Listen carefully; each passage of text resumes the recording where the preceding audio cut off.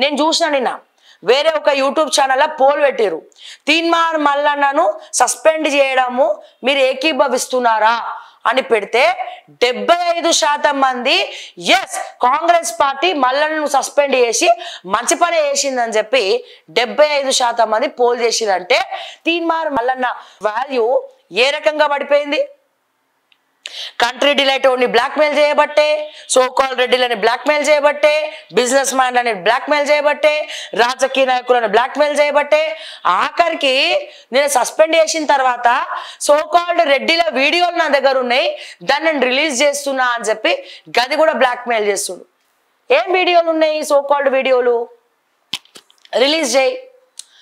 ఇదే పొంగులేటి శ్రీనివాస్ రెడ్డి దగ్గర పైసలు పనుకొచ్చినాయి, రెడ్డిల పైసలు. అక్కడ గిరిజన రైతులు పొంగులేటి శ్రీనివాస్ రెడ్డి, అపర్ణ కన్స్ట్రక్షన్స్ అన్ని కుమ్మక్కయి గిరిజన రైతుల భూములు వెలిమెల దగ్గర కొట్టేసిండ్రు అంటే నీ క్యూ న్యూస్ మైక్ పోయింది. నీ క్యూ న్యూస్ మైక్ పోతే ఆ వీడియోలు మొత్తం తిప్పించుకున్నావు, పెట్టినావా, టెలికాస్ట్ చేసినావా? క్యూ న్యూస్లా ఏడ కూడా టెలికాస్ట్ చేయలే. మళ్ళా నేను చెప్తుండు ఒక్కడు క్యూ న్యూస్లా, నాకు కూడా పరిచయమే, అంటే ఎక్కువ క్లోజ్ ఏం కాదు బట్ పరిచయం. అతను చెప్తున్నాడు బీఆర్ఎస్ ని గద్ద దింపనికట కాలోజీ టీవీ పనిచేసిందట, మైపాల్ యాదవ్ పనిచేసిండట, తొలి వెలుగు రఘు పనిచేసిండట, తీన్మార్ మల్లన్న పనిచేసిండట. మరి మిగతా వాళ్ళు ఎవరు కనవాలే?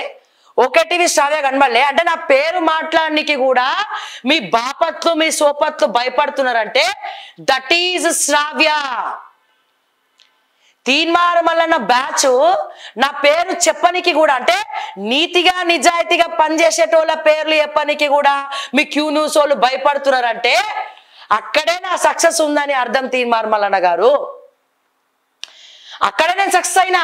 నా పేరు పలకనికి కూడా మీ వాళ్ళు భయపడుతున్నారే, నా పేరు మాట్లాడనికి కూడా నీ వాళ్ళు భయపడుతున్నారే. ఎందుకని? ఆడదంటే చిన్నచూపు.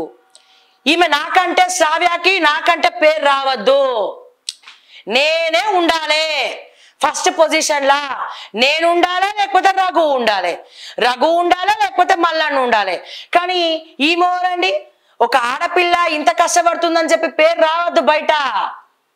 ఆఫ్టర్ ఆల్ ఆడది కదా తీన్మార్ మల్లన్న, నీకు ఆఫ్టర్ ఆల్ ఆడది. అందుకని ఆమె ప్రశ్నించద్దు, ఆమె మాట్లాడద్దు, ఓకే టీవీ ఛానల్ ఉండద్దు. ఎవరితో చేపించినావు అడ్డమైన బాపట్లతోటి వీడియోలు నువ్వు నా మీద? ఎవరికి తెలియదు, ఎవరికి తెలియదు ఇవన్నీ. అందుకే చెప్తున్నా కర్మ వెంటాడుతుంది తీన్మార్ మల్లన్న.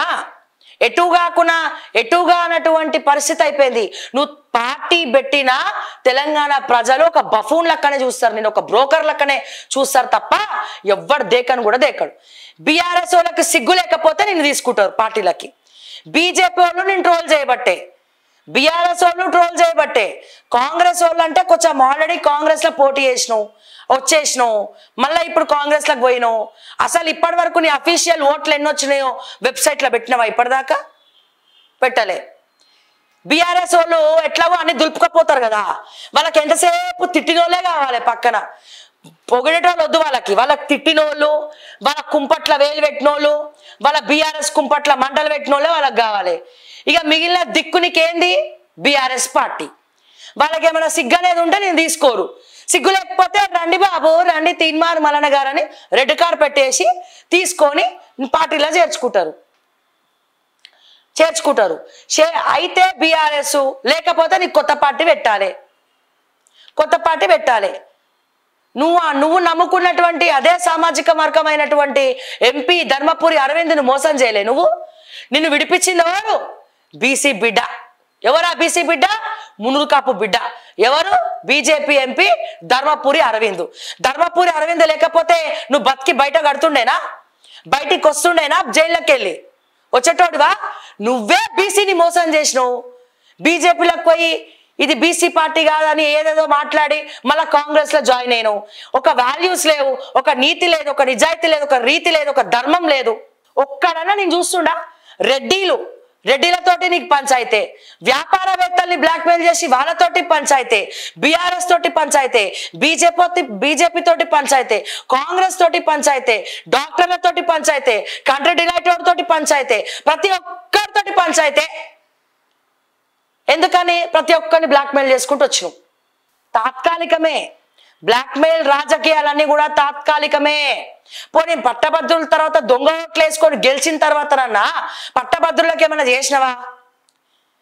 బీసీ నినాదం ఎత్తుకున్నావు నిన్ను గెలిపించిందేమో పట్టభద్రుల ఎమ్మెల్సీగా, నువ్వు ఎత్తుకుందేమో బీసీ నినాదం. బీసీ నినాదం అన్న నీతి నిజాతిగా నడిచిందా?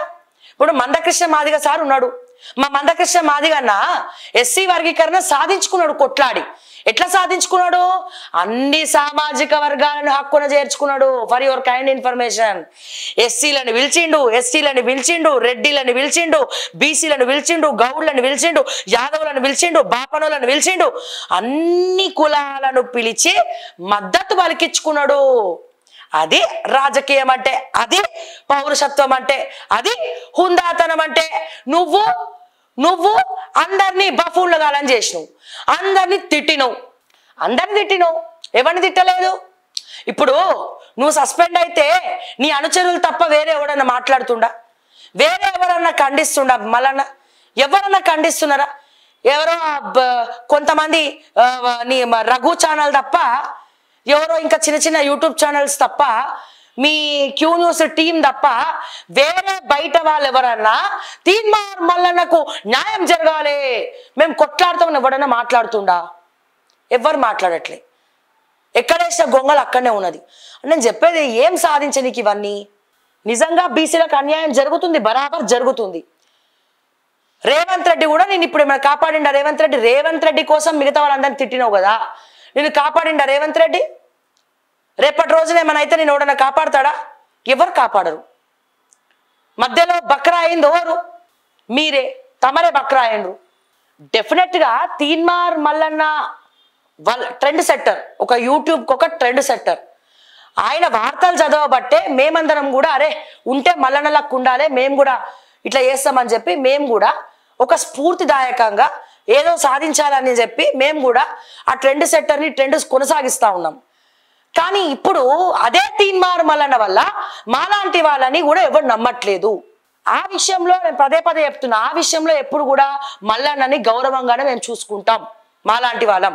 నేనేం డప్పు కొట్టా రఘు కొట్టినట్టు, లేకపోతే కాలోజీ వాళ్ళు కొట్టినట్టు మల్లన్నకి వత్తాసు పలకలేం. మేము ఉన్నది ఉన్నట్టు మాట్లాడతా. మల్లన్న తప్పు చేసినా మాట్లాడతా, ఎల్లన్న తప్పు చేసినా మాట్లాడతా, పుల్లన్న తప్పు చేసినా మాట్లాడతా, రేవంత్ తప్పు చేసినా మాట్లాడతా, కేసీఆర్ తప్పు చేసినా మాట్లాడతా, బండి సంజయ్ తప్పు చేసినా మాట్లాడతా. వాళ్ళ స్కాములు ఏం చేసినా, నా దృష్టికి ఏమొచ్చినా, పోలీసు వాళ్ళ విషయం ఏమొచ్చినా సరే కుండ బద్దల కొట్టినట్టు చూపించేటువంటి దమ్ము నాకున్నది, గట్స్ కూడా నాకున్నది. అర్థమైందా? ఎవరు ఒకరు ఎక్కువ కాదు, ఒకరు తక్కువ కాదు. మంచి చేస్తే మంచి అని చెప్తాం, చెడంటే చెడని చెప్తాం.